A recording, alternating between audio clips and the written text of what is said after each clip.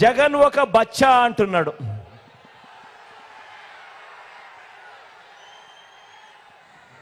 జగన్ ఒక బచ్చా అని కూడా అంటా ఉన్నాడు. ఇలాంటి మాటలు వింటుంటేనే నాకు కొన్ని కథలు, కొన్ని మాటలు గుర్తుకొస్తాయి. కృష్ణుడిని బచ్చా అనుకున్న కంసుడు,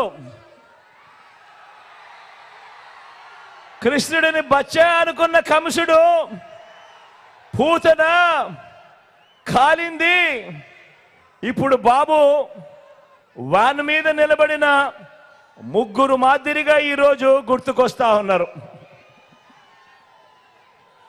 రాముడిని బచ్చా అనుకున్న మారీషుడు, సుబాహుడు ఇప్పుడు రామోజీ వేషంలోనూ ఓ ఆంధ్రజ్యోతి రాధాకృష్ణన్లా ఈరోజు కనిపిస్తా ఉన్నారు. హనుమంతుడిని బచ్చా అనుకున్న రావణుడు కూడా వీళ్ళల్లో గుర్తుకొస్తా ఉన్నాడు. చరిత్రలో పోయే కాలం వచ్చినప్పుడు, చరిత్రలో ఓడిపోయే కాలం వచ్చినప్పుడు విలన్లందరికీ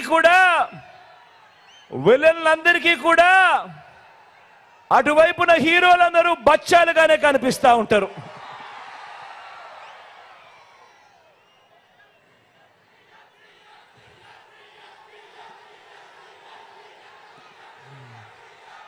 అయ్యా చంద్రబాబు,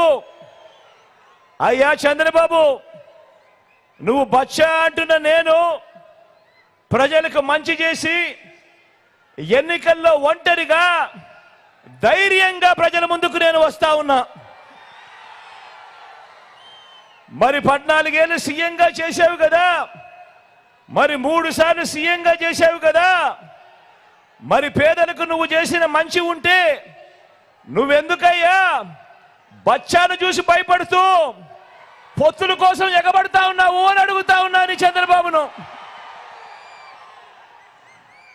ఈ 75 ఏళ్ల వయసులో నువ్వు 10 మందిని ఎందుకు పోగేసుకోవాల్సి వస్తా ఉంది అని అడుగుతా ఉన్నాను.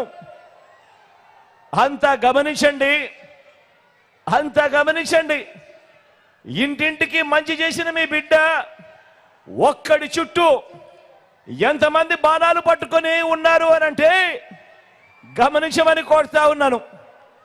మీ బిడ్డ ఒక్కడు ఒకవైపున, మరోవైపున ఓ చంద్రబాబు, ఓ ఈనాడు, ఓ ఆంధ్రజ్యోతి, ఓ TV5, ఓ దత్తపుత్రుడు, ఓ బీజేపీ, ఓ కాంగ్రెస్, వీరందరూ సరిపోరు అన్నట్టుగా అనేక కుట్రలు, అనేక మోసాలు, అనేక అబద్ధాలు, వీరందరూ కలిసి మీ బిడ్డ ఒక్కడి మీద